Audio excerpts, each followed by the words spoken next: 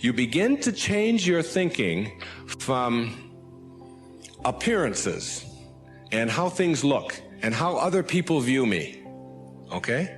Because every time you find yourself upset in life about anything that anyone else has said, what you're really saying is what you think of me is more important than what I think of me, all right? So you change from appearances to what I call quality thinking. Quality. What is the quality of my life, rather than how does it appear to others?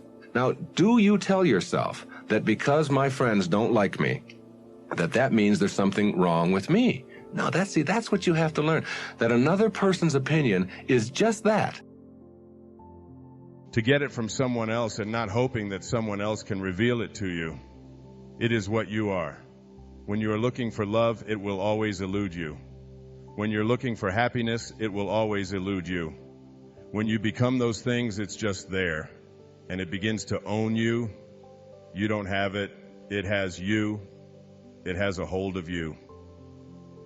So the first benefit that I can think of in approaching life from this loving, giving love away and having it for yourself, filling yourself up with it, is that you will see dramatic changes in the negative kinds of lifestyle things that you have accepted as a way of life for you. Smoking becomes something that's almost too easy to give up. It's almost too easy. You don't tell yourself it's difficult. You don't tell yourself that it's going to be a trouble something for you. You simply become a person who no longer wants to poison himself or herself. Looking at cigarettes as something that you're pouring inside of you, this self that you feel so good about, is just impossible after a while. It owns you. This health approach, this wellness approach, begins to own you. Is it partly because you see yourself as being more valuable now? I don't think it's because you're more valuable. I think it's because it conflicts with who you are now. See, I'm not saying that where you are now is bad. I don't want anybody to look at themselves saying, these are all my bad habits, and I want to eliminate them. That's the least effective way to change anything about yourself, because you have to quit, and you have to stop, and you have to lose. If it's weight or whatever, those are all very negative words. When you visualize yourself the way you want to be and you treat yourself according to that image that you have for yourself, then the rest of it is just natural. It is just the way to go. What you have to do is understand that high-functioning people look at where they are and say, oh, that's fine. It's terrific. You know, where I am is just perfect. I am one of God's perfect creatures on this planet, a perfect creation, but I can grow. That's not inconsistent at all. It's very much like looking at the sky and saying, what's the sky today? Is it perfect? You say, it's the only sky we have. It's blue. It's got a few clouds in it. It's here. It's perfect. You look at it an hour later. It's quite different, still perfect.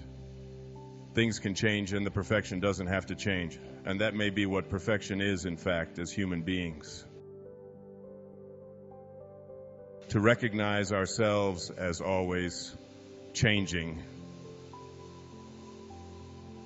I began to look at this concept called mastery, where you become to your own life like a great painter becomes to his creation or her creation, shading it, shaping it, coloring it, putting it in exact tones that you want it to be. So you are creating your own life.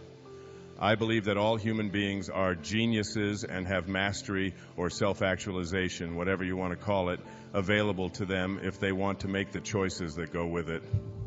Goal setting is something that has a lot of confusion about it.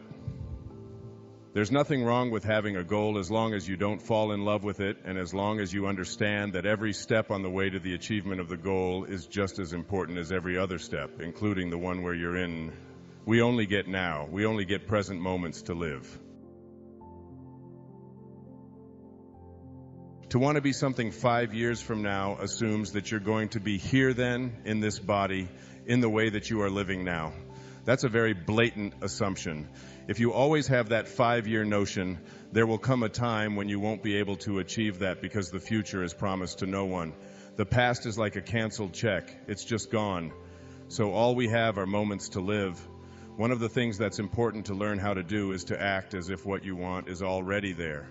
To act that way, not to act as if maybe if I set all these goals and work real hard at them. Success is an inner concept, and so is happiness, so is love, so is approval.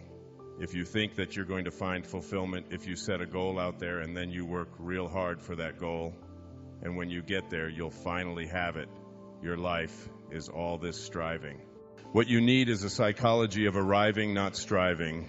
You know, you're thinking about what you're going to do and how you're going to get here. In the meantime, every one of these days is your life. This is all you get. So the goals, while there's nothing wrong with goals at all, it's like every step along the way is just as important to savor as arriving here. And if you're only goal-oriented and only striving, you're only about halfway up the ladder of no-limit people. You are always going to suffer from the disease of more if you only have goals to arrive at in the future, because this becomes your life, the striving, striving, striving. And when you get here, you don't know what to do with this. You don't know how to handle what you've got. So then you upgrade your goal. You say, all right, I'll have $200,000 in the bank instead of $100,000. Now your life becomes more struggling, more suffering, more trying to get there, and you get here, and then all of a sudden you look around and you're an old person and you say, what happened to my life? Not becoming. There's nothing in the world wrong with pursuing anything as long as you stay consistent with the truth. The truth is the most important thing you can have in your life. If you become a person, if you want anything to work on in your life, work on this. Everything that comes out of your mouth, every word that comes out of your mouth is exactly as it is and exactly as you are. That's a wonderful place to try to get to. Now that can be construed as a goal in the goal-setting sense. But each time that you slip, it doesn't mean you're less than valuable, that you're unimportant. It doesn't mean that at all. It simply means that you have something to learn from slipping. So in this moment, appreciate what you have to learn from slipping. Rather than saying, I shouldn't have and I failed and that makes me bad and now I'm deficient and so on. You see, the more you operate from goal setting in the sense of repairing deficiencies, the more your life becomes one of striving. Your life becomes striving. And when you arrive at the place where you want to be, you don't know how to be there because your whole life has been striving. If it's a week from Thursday, you're looking toward whatever it is, that party or the bank account that you're going to now have the amount of money that you wanted in it. And you finally get there after all the struggling, and then Thursday arrives. You don't know how to deal with that because your whole life has been in anticipation of. So when you get there, you suffer from this disease called more. And I've got to get more of that. There's a lot of people out there, including many of you, who, while you're having your first cup of coffee, are thinking about the second cup. Or while you're having your appetizer, are wondering if you're going to be able to get a dessert. And all of this stuff called appetizer and your main course and all of that is something you just sort of forget about. You don't experience it in anticipation of what it's going to be in the next moment and the next moment. And now the highest form of sanity that's out there and available for all of us is this present moment, the now, and making a peak experience, being able to make a peak experience out of a present moment, out of any present moment.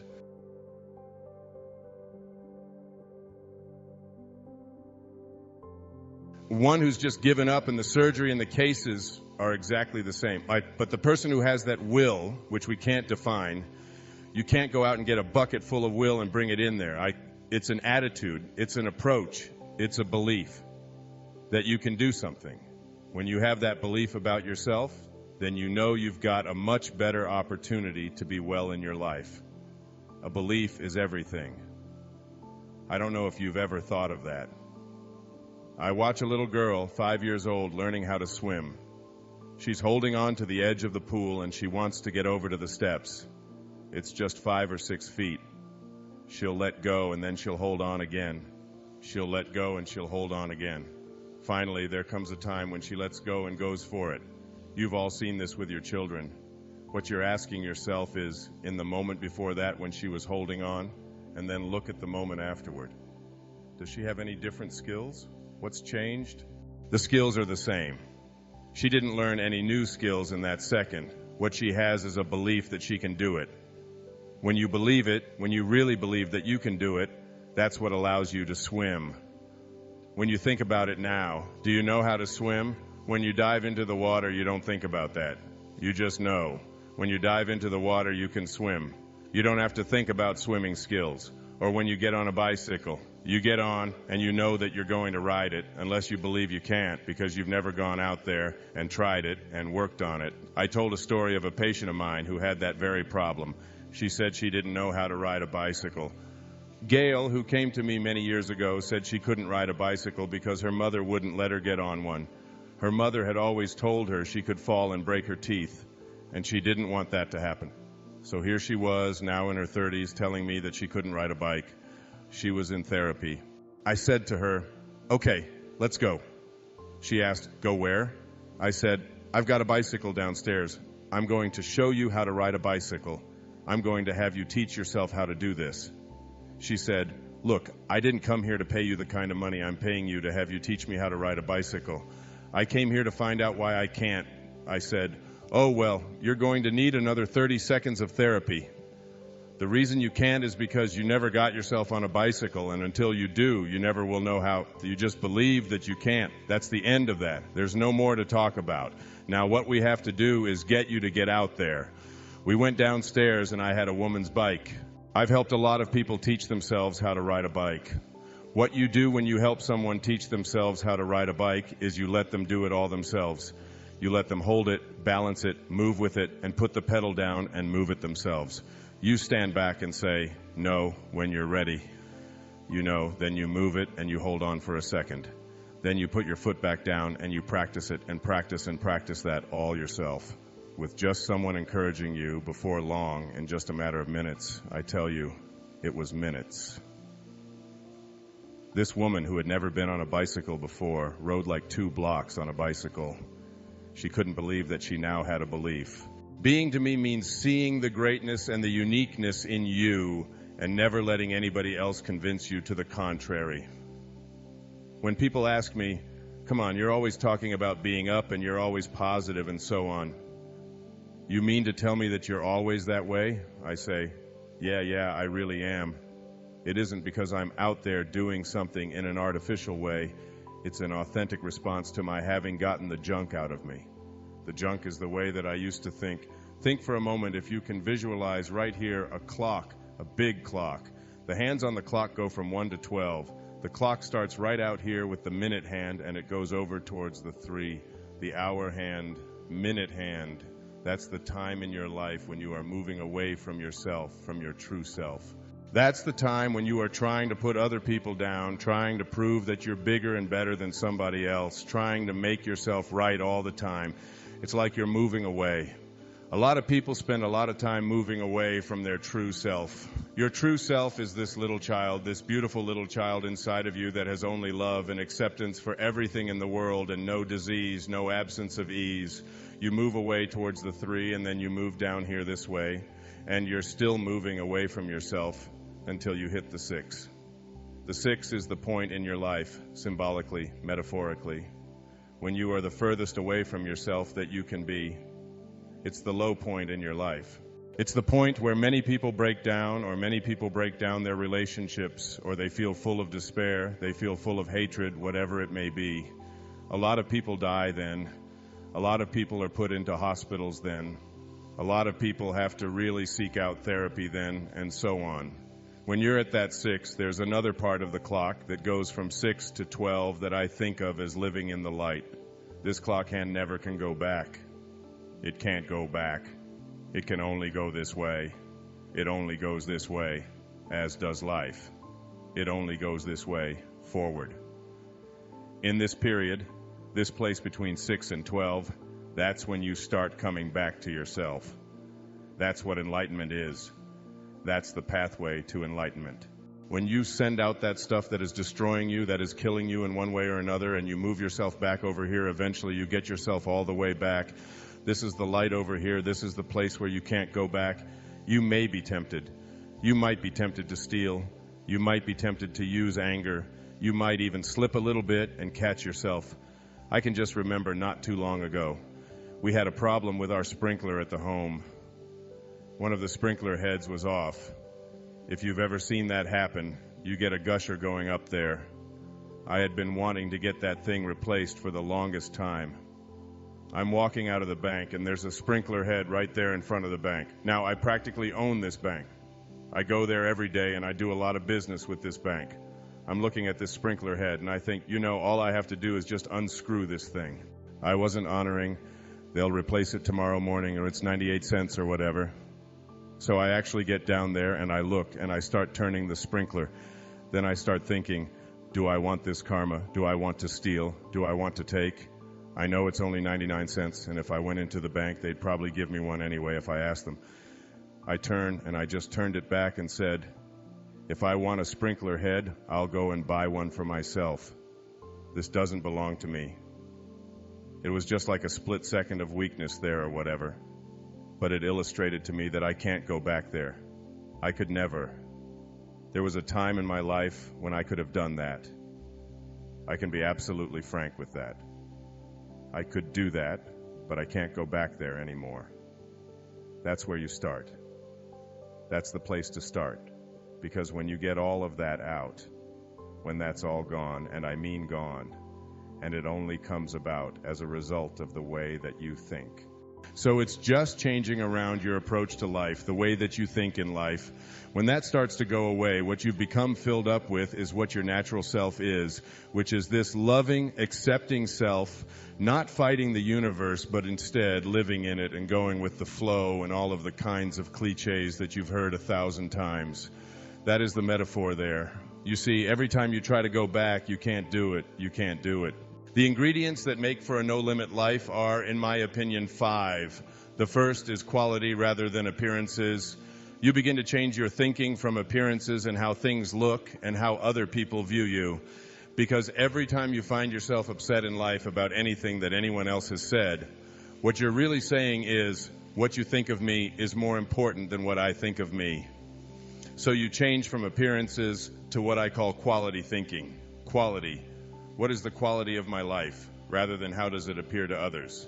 Now, do you tell yourself that because my friends don't like me, that means there's something wrong with me? That's what you have to learn, that another person's opinion is just that. It's their opinion, and that's all it is.